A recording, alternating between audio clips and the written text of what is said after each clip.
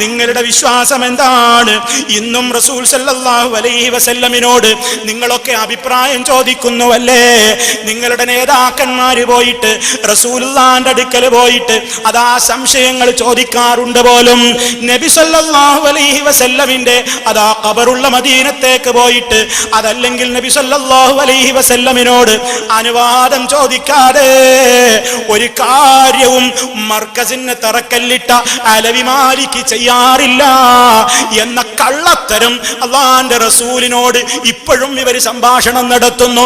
റസൂൽ ഇപ്പോഴും ഇവരോട് ഇങ്ങോട്ട് പലതും പറയുന്നുണ്ട്. നബി തങ്ങളോട് അനുവാദം ചോദിക്കുന്നുണ്ട്. നബി തങ്ങൾ അനുവാദം കിട്ടിയാലേ യാത്ര പോലും പോകാറുള്ളൂ അലവി മാലിക് എന്ന് പോലും. ഇത്തരത്തിലുള്ള കള്ളത്തരങ്ങൾ ഈ സമൂഹത്തിലെ വിശ്വാസികളെ കൊണ്ട് വിശ്വസിപ്പിക്കാൻ അതാ ഒരു ശ്രമം നിങ്ങൾ നടത്തി നോക്കുന്നില്ലേ? ആ ശ്രമം വിജയിക്കുന്നില്ലെന്നത് വേറെ കാര്യം. പക്ഷേ നിങ്ങളുടെ വിശ്വാസം എന്താണ്? ആ വിശ്വാസം അതാ ഈ കാന്തപുരത്തിന്റെ വലിയ മധുഹമ്പാടി നടക്കുന്ന ഒരു വിദ്വാനുണ്ട്. അയാൾ പറയുന്നതൊന്ന് ശ്രദ്ധിച്ചോളൂ. അതിലൂടെ നിങ്ങൾക്ക് മനസ്സിലാക്കാം മഹാനായ റസൂൽ സല്ലല്ലാഹു അലൈഹി വസല്ലമിനെ കുറിച്ച് ഇവരെന്താണ് വിശ്വസിക്കുന്നത്. ഓ മുസ്ലിമേ, ശ്രദ്ധിച്ചു കേട്ടോളണം. ഇവരും ഇസ്ലാമിന്റെ ആദർശങ്ങളെ സംബന്ധിച്ച് ഇസ്ലാമിന്റെ പേരിൽ പറയുമ്പോ എത്ര വലിയ അപകടമാണ് അതിലൂടെ സംഭവിച്ചു കൊണ്ടിരിക്കുന്നത്. ശ്രദ്ധിച്ചു കേട്ടോളൂ എന്താണ് ആ മുരീദിന് പറയാനുള്ളത് എന്ന്. ഒരു വിഷയം ചെയ്യണമെങ്കിൽ മാലിക്കിയുടെ അവസ്ഥ, ഒരു വിഷയം തീരുമാനമെടുക്കണമെങ്കിൽ അല്ലാഹുവിന്റെ റസൂലിനെ നിന്ന് എനിക്ക് സമ്മതം കിട്ടണം, അല്ലാതെ തീരുമാനം എടുക്കൂല. ഒരു മിനിറ്റ് കേട്ടോ. മക്കത്തെ അലവി മാലിക് എന്ന് പറയുന്ന ആള് മർക്കസിന് തർക്കലിട്ട ആളാണോ പോലും. അയാൾ പറയാണ്, ഞാനൊരു വിഷയത്തിൽ തീരുമാനം എടുക്കണം എന്നുണ്ടെങ്കിൽ അള്ളാന്റെ റസൂലിനോട് ചോദിക്കും. റസൂൽ സല്ലല്ലാഹു അലൈഹി വസല്ലമിനോട് ചോദിക്കും.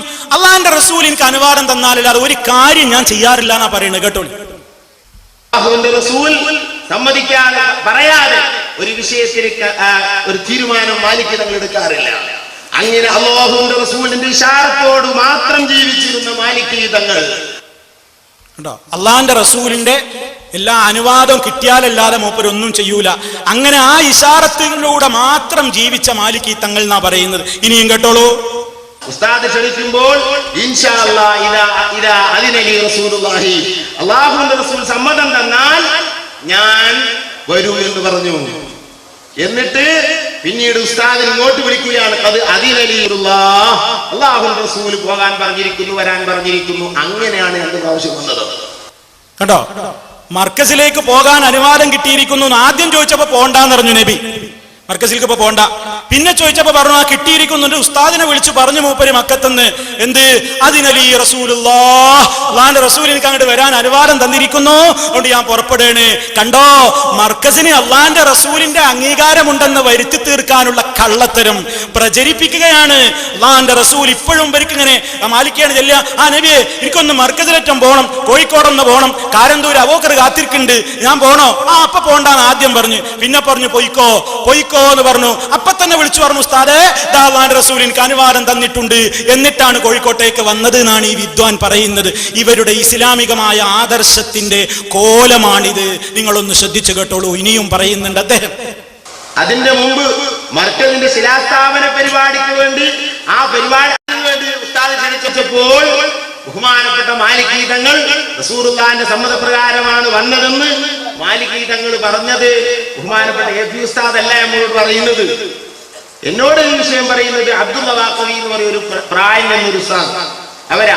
ഈ അബ്ദുള്ള വാഖവിയോട് പറയുന്നത് ബഖ്തിയാർ ഹസ്രത്ത് ബാഖിയാത്തിലെ ക്ലാസ്സിൽ പറയുകയാണ്. ബഖ്തിയാർ ഹസ്രത്തിനോട് പറയുന്നത് ബഹുമാനപ്പെട്ട മാലിക് നേരിട്ട് മക്കയിൽ നിന്നാണ്.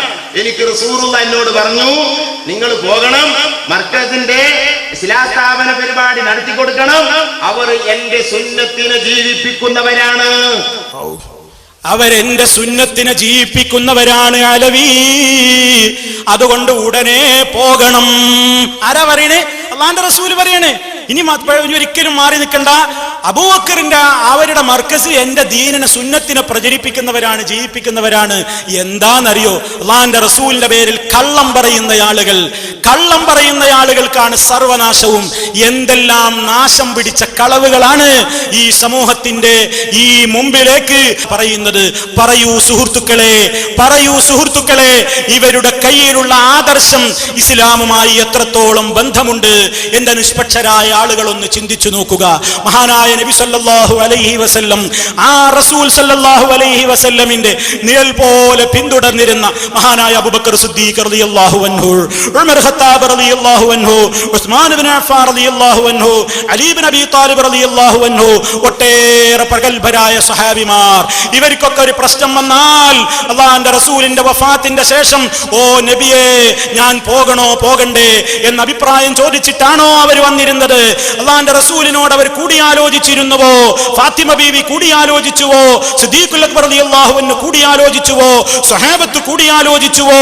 താബിഈങ്ങൾ കൂടിയാലോചിച്ചുവോ? തബഉ താബിഈങ്ങൾ കൂടിയാലോചിച്ചുവോ? ഇമാമിയങ്ങൾ കൂടിയാലോചിച്ചുവോ? ആരാണ് ഇസ്ലാമിക പാരമ്പര്യമുള്ള മഹാന്മാർ കൂടിയാലോചിച്ചിട്ടുള്ളത്? ഇല്ല. ഇത് ഇസ്ലാമിന്റെ പേരിൽ പറയുന്ന പച്ചക്കള്ളമാണ്. എങ്കിൽ ഏതോ ഒരു മാലിക്കി, അങ്ങനെ മക്കത്തുള്ള ഒരു അലവി മാലിക്കി അങ്ങനെ ചെയ്തുവെന്ന കള്ളത്തരം നിങ്ങൾ ഈ സമുദായത്തിന്റെ മുമ്പിലേക്ക് വലിച്ചിടുന്നത് മർക്കസ് എന്ന് പറയുന്ന കേന്ദ്രത്തിന് അഷ്റഫുൽ ഖൽഖ് മുഹമ്മദുർ റസൂലുള്ളാഹി സ്വല്ലല്ലാഹു അലൈഹി വസല്ലമിന്റെ ആശംസയുണ്ട്, അനുവാദമുണ്ട്, ആ ബോർഡിൽ നിന്ന് അംഗീകാരം കിട്ടിയിട്ടുണ്ട് എന്ന് വരുത്തി തീർക്കുവാനുള്ള കുതന്ത്രമാണ് കേട്ടോ. ഈ കുതന്ത്രത്തിൽ നിങ്ങളുടെ ഏതെങ്കിലും ആളുകൾ പെടും എന്നതല്ലാതെ ഒരൊറ്റ മുസ്ലിമിനെയും ആ കുതന്ത്രത്തിൽ പെടാൻ കിട്ടില്ല എന്ന് ആവർത്തിച്ച് ഓർമ്മപ്പെടുത്തുകയാണ്. നിങ്ങൾക്ക് ആരുടെ പേരിൽ ആ കളവ് പറഞ്ഞുകൂടാത്തത്? അബൂബക്കർ, അല്ലാഹുവിന്റെ റസൂലിന്റെ പേരിൽ ഇത്രയും നോണ നിങ്ങൾ പ്രചരിപ്പിക്കുന്നു. ഇനി മഹാനായ